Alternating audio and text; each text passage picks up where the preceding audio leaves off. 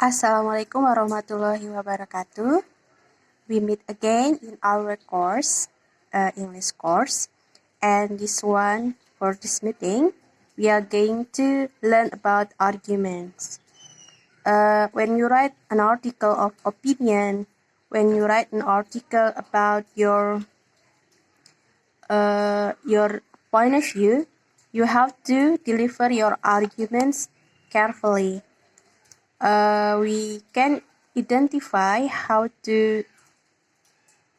learn how to identify an argument in an article. The first one is when you read an article, you have to identify the thesis statement. The thesis statement is usually located in the first paragraph, and generally it is at the end of the first paragraph, but it is not always the strict position. If the article is long enough, sometimes the thesis statement can be found in the maybe third or the second paragraph. Okay, thesis statement is the core of the article, ya. Jadi inti dari suatu artikel itu ada thesis statement. Jadi kalau orang ditanya ini artikel tentang apa sih? Oh, tentang pendapat ini. Misalnya ini artikelnya menceritakan bahwa coronavirus itu bukan buatan manusia. Nah, itu inti atau thesis statement dari artikel itu. Jadi kalau misalnya ditanya artikelnya tentang apa, jawabannya tentang A, tentang bla bla bla bla. Nah, bla bla bla bla itu adalah thesis statement. Jadi inti dari suatu artikelnya. Now we move to the next one is identifying the reasons.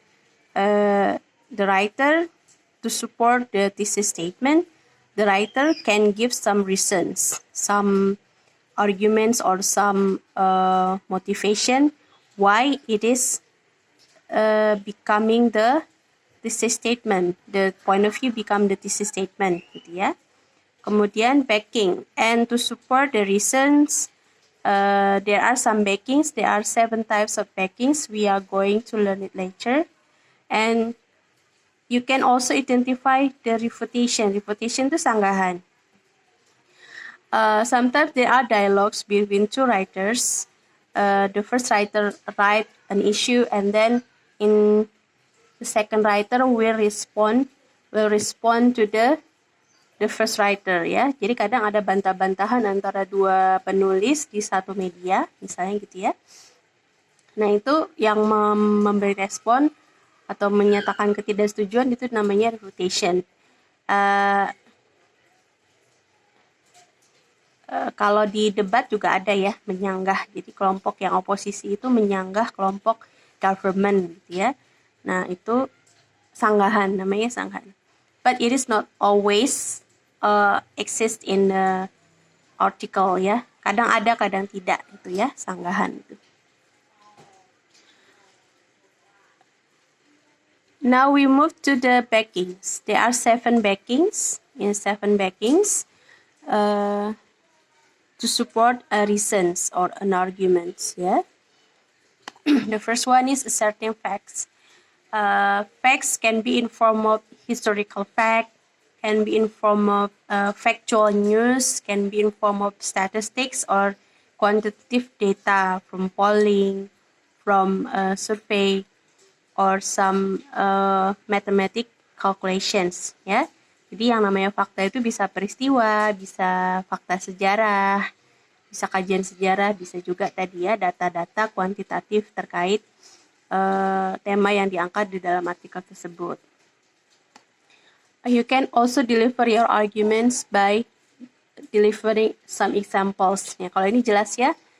There is some actual or concrete examples delivered by the writer to support the argument. The next one is analogy. Analogy is a kind of comparison or a kind of similarities, ya.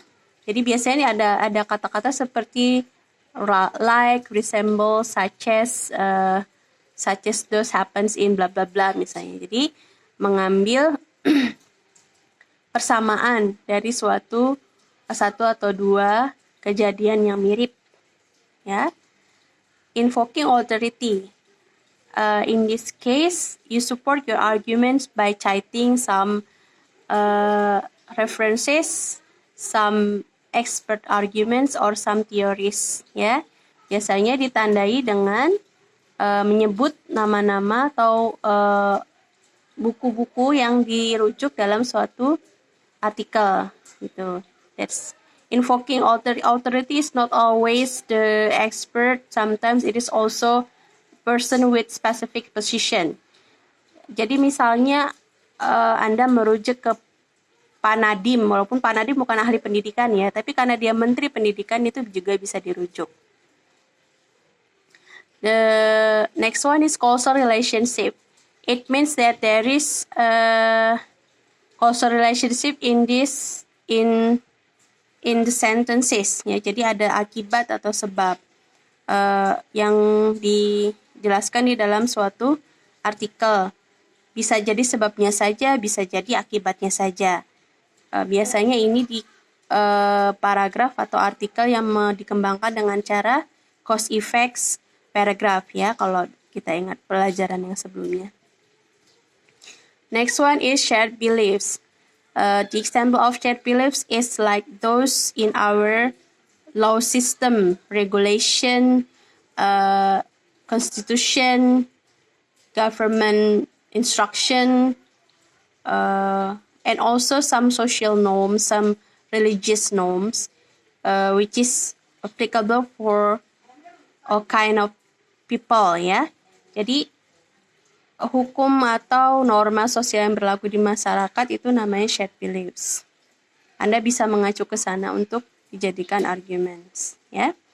Kemudian shared values. Shared values is values delivered by the writer. Sometimes it is implicit, ya. Jadi kalau misalnya nih tidak selalu ada, tapi kalau mau berpikir kritis, kalau mau mengembangkan berpikir kritis, kita bisa mencari shared values itu, gitu ya, yang biasanya implisit. Misalnya ketika Anda melihat tulisan tentang tentang membaca tulisan tentang coronavirus misalnya ya, belakangan yang masih hangat gitu ya. Nah, Anda bisa lihat share values-nya apa. Mungkin dia share values-nya adalah positivism. Positivism itu objectivities of science gitu ya. Berpijak pada science. Ada juga mungkin share values-nya adalah misalnya kayak humanism gitu. Jadi orang-orang kayak tulisannya Yuval Noah Harari yang lagi booming kemarin, tulisannya mengajak pada kolaborasi global yang mengutamakan humanisme gitu ya, bukan politik, bukan persaingan, tapi lebih ke humanisme. Jadi share values yang dia sedang kampanyekan itu adalah humanisme. Tidak selalu terlihat, tapi kita bisa mencari isme apa yang ada di balik sebuah tulisan. Gitu ya. I'm giving you an example.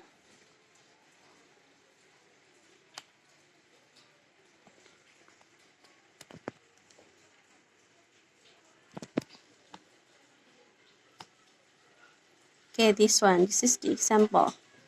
Why people need rituals, especially in times of uncertainty. Kita lihat ini ya.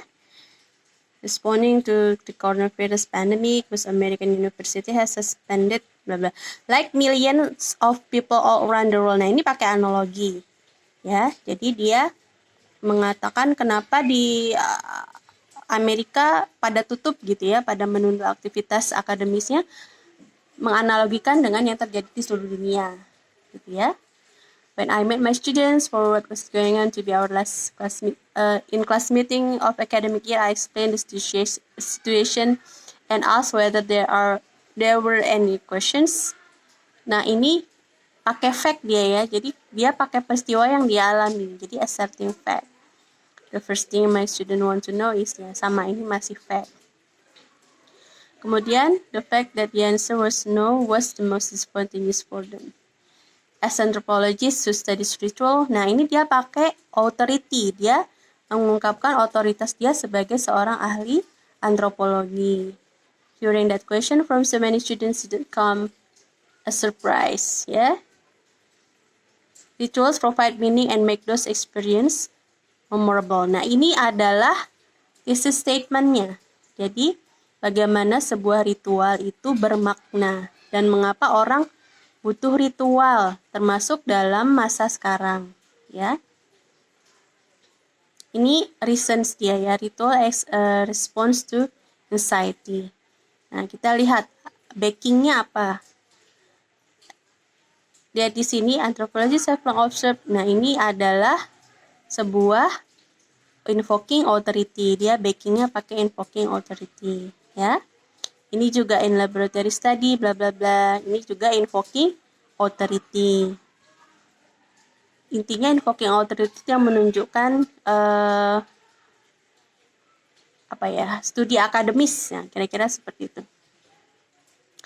The reason behind this propensity lies in our cognitive makeup. Nah, ini dia menjelaskan sebab akibat, ya, causal relationship in our brain, that why our brain needs ritual, gitu ya. Ini sebab akibat yang terjadi di otak kita.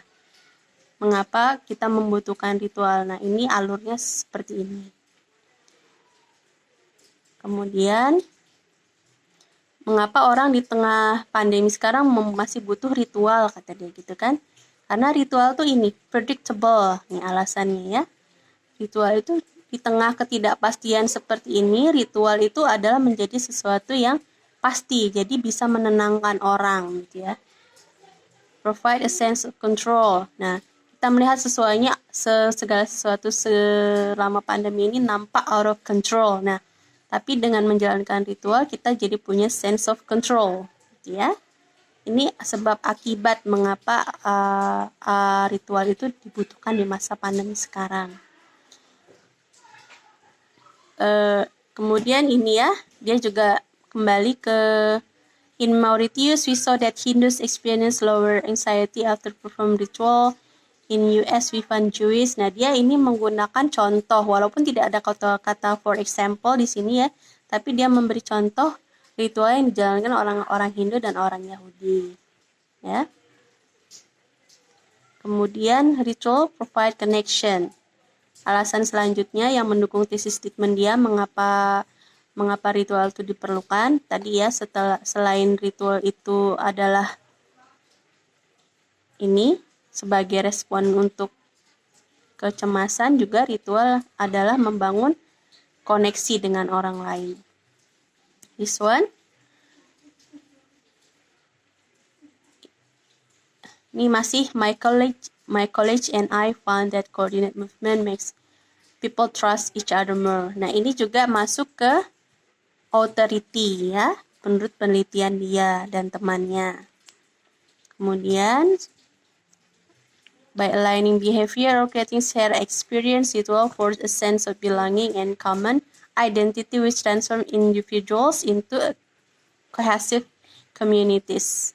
Nah, di sini juga adalah penelitian-penelitian yang menjadi rujukan si penulis ini, ya. Ya. Invoking authority. Nah, alasan yang ketiga mendukung thesis statement dia adalah tools for resilience. Jadi, alat ketahanan. Kalau kita lihat di sini ada examples ya. Examplesnya Jimmy Kimmel misalnya. Walaupun di rumah dia tetap berdandan misalnya, gitu ya. Kemudian yang terjadi, nah ini ya, in New York City marriage bureau shut down due to the pandemic. Manhattan couple decided to tie the knot under the fourth floor window, who appreciated the ceremony from a safe distance. Jadi bagaimana seremoni itu tetap dijadikan alat untuk bertahan, gitu ya. Ini contoh lain selain tadi ya, Jimmy Kimmel, kemudian marriage couple, ini ya.